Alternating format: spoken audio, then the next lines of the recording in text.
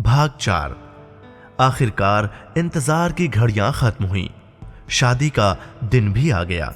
Summer को जब सजाया गया तो उसके माता पिता समेत परिवार के सभी लोग कहते हैं, अरे अपना समर तो आज बहुत जंच रहा है। बड़ी शानो शौकत के साथ बारात दुल्हन लाने के लिए घर से निकली। समर की शादी में बहुत से लोग शामिल हुए, क्योंकि समर अपने माता पिता का इकलौता बेटा है, इसलिए हर कोई शादी में शामिल होना चाहता है। खैर, बड़ी धूमधाम से बारात निकली। बैंड की धुनों पर सभी बाराती अपनी डांस कला का प्रदर्शन करते हैं। घोड़े पर बैठे समर को यह सब कुछ देखकर बड़ा अजीब सा लग रहा था, क्योंकि वो अमूमन बारातों में शामिल नहीं होता था। बड़ी ही धूमधाम के साथ समर की बारात चली। समर के मम्मी और पापा ने अपने बेटे की शादी में दिल खोलकर अपनी हसरतों को पूरा किया था। समर के रिश्तेदार भी समर की शादी में खूब मस्ती करते हैं। बारात को देखने वाले देखते ही रह गए, क्योंकि बारात इतनी भव्यता के साथ जा रही थी जैसी शायद ही लोगों ने देखी हो। लोग भी आपस में बातें करते हुए यही कह रहे थे कि समर के पिता ने शादी में बहुत पैसा खर्च किया है। कई लोग तो यहां तक कह रहे थे कि आखिर समर उनका लाडला और इकलौता बेटा है। अगर उसकी शादी में दिल के अरमान पूरे नहीं करेंगे तो कब करेंगे। इसके बाद बारातियों के लिए विशेष रंगारंग कार्यक्रम का भी आयोजन होता है और आइटम सॉन्ग, शीला जवानी में मुन्नी बदनामी में, ठोके सलामी एगो पौआ पे, हाय दैया मैं मर गई, पर सभी बाराती मस्ती से झूम रहे थे और दूल्हे दुल्हन की इस जोड़ी की खूब प्रशंसा कर रहे थे। खुशी की खुमारी के बीच शादी का कार्यक्रम संपन्न हुआ। सभी बाराती खुशी खुशी अपने घरों को लौट गए। इसके बाद समर का परिवार दुल्हन के साथ वापस घर लौट आता है। घर के हर सदस्य को लगता है कि पूरे घर में जैसे खुशियों ने अपने पैर पसार दिए हो। घर का हर शख्स समर की पत्नी ममता को खुश करने में लगा हुआ था। समर ने अपनी कम होती अहमियत की वजह जब घर वालों से पूछी तो उन्होंने मजाकिया लहजे में कहा, अरे अब तुम पुराने हो गए हो, ममता और तुम्हारे अंदर जमीन आसमान का अंतर है। और तो और समर के चाचा के बच्चे भी समर के बजाय भाभी भाभी करते पूरे घर में घूमते रहते थे। वैसे समर को भी यह सब समझ आ गया कि यह सब उसको चिढ़ाने के मकसद से ही किया जा रहा था। खैर, समर को यह सब देखकर बहुत अच्छा लगता है कि ममता के आने से पूरा परिवार बहुत खुश है। समर को लगने लगता है कि अब परिवार मुकम्मल हो गया है। मम्मी पापा, चाचा चाची और बच्चे ममता के साथ काफी घुल मिल गए थे। समर को लगा ही नहीं कि ममता उनके परिवार का हिस्सा अभी अभी बनी है। समर की पत्नी ममता भी मम्मी पापा और परिवार के बाकी लोगों के साथ काफी अच्छा व्यवहार कर रही थी। समर के पापा अपने दोस्तों में इस बात की खूब तारीफ करते कि उनकी बहू बहुत ही नेक दिल है, पूरे परिवार का बहुत ख्याल रखती है।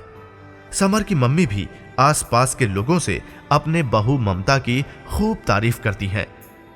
समर भी इस बात से बेहद खुश है कि ममता उसके मम्मी पापा के साथ ही पूरे परिवार का पूरा ख्याल रख रही है। भले ही ममता पूरे परिवार को खुश रखने का दिखावा कर रही है, लेकिन उसके भीतर तो कुछ और ही खिचड़ी पक रही थी। दरअसल ममता को संयुक्त परिवार बिल्कुल पसंद नहीं है, लेकिन समर की खुशी के लिए ममता खुश रहने का ड्रामा कर रही थी। एक दिन समर बिजनेस के सिलसिले में जरूरी सलाह मशवरा करने अपने चाचा के पास जाता है। समर का हर बात पर अपने चाचा की राय लेना ममता को जरा भी रास नहीं आता है। उसे लगता है कि चाचा से हर बात पर सलाह करने की कोई जरूरत नहीं है। जब समर चाचा से बातचीत करके अपने कमरे में आता है तो ममता उसके इंतजार में वहां पहले से ही बैठी होती है। समर के कमरे में दाखिल होते ही ममता थोड़ी तेज आवाज में बोलती है, एक बात बताओ समर, अपना बिजनेस तुमने अपने दम पर खड़ा किया है, तो हर बात पर चाचा से सलाह लेना जरूरी है। ममता के तमतमाते चेहरे की तरफ देखते हुए समर कहता है, ये कैसी बातें कर रही हो ममता? चाचा को हर चीज में मुझसे ज्यादा अनुभव है। बिजनेस के मामले में उनका अनुभव कमाल का है। बस इसीलिए उनसे हर फैसले पर मैं सलाह जरूर लेता हूं। ममता ने गुस्से में आंखें चढ़ाते हुए कहा, अच्छा तो क्या आपको कोई अनुभव नहीं है? अरे आपने तो अनुभव न होते हुए भी इतना बड़ा बिजनेस खड़ा कर दिया। मम्मी बता रही थी कि यह बिजनेस तुमने अपने आप से खड़ा किया है, इसमें किसी का कोई योगदान नहीं है। समर ने गुस्से में ममता की तरफ देखते हुए कहा, याश तुम कैसी बातें कर रही हो? अरे बिजनेस या दुनिया का कोई भी काम बिना अपनों का सहयोग मिले सफल नहीं हो सकता है। और रही बात अपने पैरों पर खुद खड़ा होने की, तो यह मैंने चाचा और पापा से ही सीखा है कि कैसे खुद के लिए कामयाबी की इबारत लिखी जाती है। और सुनो ममता, मैं हमेशा से अपने हर फैसले पर अपने घर वालों से राय लेता रहा हूं और आगे भी लेता रहूंगा। देखो, इंसान को थोड़ा सफल हो जाने के बाद कभी भी खुद पर इतराना नहीं चाहिए। बात खत्म करने के साथ ही लंबे लंबे कदम रखता हुआ समर कमरे से बाहर चला गया। ममता भी खामोश खड़ी रही। उसे लगा कि समर उसकी बात मान लेगा, लेकिन उसने तो सिरे से ही खारिज कर दिया। ममता को इसमें कहीं ना कहीं अपनी हार नजर आई और वो कुछ सोचते हुए बेड पर बैठ गई। इधर समर जब भी घर से बाहर जाता तो ममता उसके चाचा के घर जाती और उन्हें हमेशा नीचा दिखाने की कोशिश करती। कई बार तो समर की चाची ममता को जवाब देना चाहती, लेकिन कुछ सोचने के बाद खामोश हो जाती। इस दौरान एक दिन बातों बातों में ममता ने चाची से बोल दिया कि समर तो अपने आप से कोई फैसला ले ही नहीं सकता। उसे तो हमेशा दूसरों की बातों पर भरोसा रहता है। जब देखो हर बात पर राय लेने के लिए दूसरे के घरों में झांकना उसकी आदत बन चुकी है। ममता के मुंह से इस तरह की बातें सुनने के बाद चाची ने अपना गुस्सा जाहिर करते हुए कहा, बहू, समर हर बात पर अपने पापा और चाचा से सलाह लेता है, तो इसमें पराये घर झांकने वाली कौन सी बात हो गई? देखो बहू, वो हमें अपना मानता है और हम भी उसे अपने बेटे की तरह ही मानते हैं। लेकिन अगर तुम्हें ऐसा लगता है कि हमसे उसे कोई सलाह मशवरा नहीं करना चाहिए, तो मैं उसे खुद ही मना कर दूंगी। ममता ने चाची के तेवर कड़े होते देख कहा, चाची आप तो बुरा मान गई, मैं तो बस ऐसे ही कह रही थी। रही बात यह कि आप समर को क्या मानती हो और समर आपको क्या मानता है, यह आप लोगों का निजी मामला है।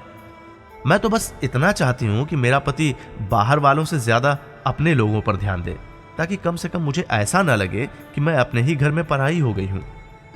इसके बाद गुस्से में उठते हुए ममता अपने कमरे की तरफ चली गई। ममता के जाने के बाद चाची को लगा कि वाकई उनसे कोई गलती हो रही है, क्योंकि अब समर की शादी हो चुकी है, वो अब बच्चा नहीं रहा। इस बार मैं समर को समझाऊंगी कि वो अपनी पत्नी को अधिक महत्व दे, क्योंकि अब वो उसकी सबसे बड़ी जिम्मेदारी है। चाची यह बात सोच ही रही थी कि समर के चाचा आ गए। उन्होंने अपनी पत्नी को उदास देखकर पूछा, क्या हुआ, ऐसे उदास क्यों बैठी हो? अरे जल्दी से एक कप चाय बना लाओ, बड़ी थकन हो रही है। यह बात कहते कहते चाचा सोफे पर बैठकर अखबार उठाकर उस पर नजर दौड़ाने लगे। उन्होंने देखा कि अब भी उनकी धर्मपत्नी बिना किसी प्रतिक्रिया के उदास बैठी हुई है, तो उन्होंने कहा, क्या हुआ आदित्य की मम्मी, इतना गुमसुम क्यों बैठी हुई हो? यह कहते हुए वो सोफे से उठकर बेड पर अपनी पत्नी के पास जाकर बैठ गए। देखो आदित्य के पापा, अब समर शादीशुदा हो गया है, तो अब हमारा स्थान उसकी पत्नी के बाद ही आएगा। मैं नहीं चाहती कि आज की छोटी छोटी परेशानियां कल बहुत बड़ी मुसीबत बन जाएं। फिर समर की पत्नी का भी तो अपने पति पर कोई हक है कि नहीं। इसलिए मैं चाहती हूं कि समर को अपनी पत्नी से भी तमाम मसलों पर विचार विमर्श करना चाहिए। समर के चाचा ने बड़ी गंभीर नजरों से अपनी पत्नी की तरफ देखते हुए कहा, आज अचानक तुम ऐसी बातें क्यों कर रही हो? अरे समर मेरे बेटे की तरह है, मेरा भी उसके ऊपर बेटे जितना हक है। समर के चाचा की बात पूरी हो पाती इससे पहले ही चाची थोड़ा गुस्सा करते हुए बोली, बेटे जैसा है, बेटा है नहीं, तो फिर क्यों तुम नहीं समझते कि उस पर हमसे ज्यादा उसकी पत्नी का हक है? समर के चाचा अपनी पत्नी की बातों से समझ चुके थे कि जरूर ममता ने उससे कुछ कहा है, तभी आदित्य की मम्मी इस तरह से बोल रही है। अपनी पत्नी को गले लगाते हुए समर के चाचा कहते हैं, ठीक है, अगर तुम्हारी यही मर्जी है तो आज के बाद ऐसा ही होगा। इस बीच समर के चाचा और चाची समर के साथ थोड़ा बदले हुए रुख में पेश आने लगते हैं। इस तरह से कई बार देखने के बाद एक दिन समर अपने चाचा से पूछता है कि आखिर बात क्या है, उसके साथ ऐसा व्यवहार क्यों कर रहे हैं। चाचा ने समर के कंधे पर हाथ रखते हुए कहा, देखो बेटे, अब तुम सिर्फ हमारे ही नहीं हो बल्कि किसी और के भी हो। तुम्हारे लिए पत्नी की जिम्मेदारी निभाना सबसे जरूरी काम है। वो यहां तुम्हारे भरोसे ही तो आई है। अगर तुम भी उसका ख्याल ठीक से नहीं रखोगे तो वो अपने मन में पूरे परिवार के लिए गलत धारणा पाल लेगी। समर चाचा की बातों को समझ तो गया, लेकिन रूंधे हुए गले से कहा, चाचा ये आप कैसी बातें कर रहे हैं? मैं कब पत्नी को उसका स्थान देने से मना कर रहा हूं, लेकिन आपकी जगह कोई नहीं ले सकता। चाचा ने बड़े प्यार से समर को समझाते हुए कहा, देखो समर, एक पत्नी के लिए उसका पति ही सब कुछ होता है। इसलिए समाज की मान मर्यादा का ख्याल रखते हुए तुम्हें अपनी पत्नी को अपनी जिंदगी में सबसे अहम स्थान देना ही पड़ेगा। यह बात कहते हुए समर के चाचा तो वहां से चले गए, लेकिन समर को पता नहीं क्यों सब कुछ बड़ा अजीब सा लगा कि चाचा उसके साथ ऐसी बात कैसे कर सकते हैं। समर को धीरे धीरे एक डर सताने लगा कि कहीं यह उसके परिवार के बिखरने के संकेत तो नहीं है। फिर खुद को संभालते हुए समर सोचने लगता है कि चाचा शायद सही कह रहे हैं, क्योंकि एक पति होने के नाते मुझे अपनी पत्नी को अधिक तरजीह देनी चाहिए।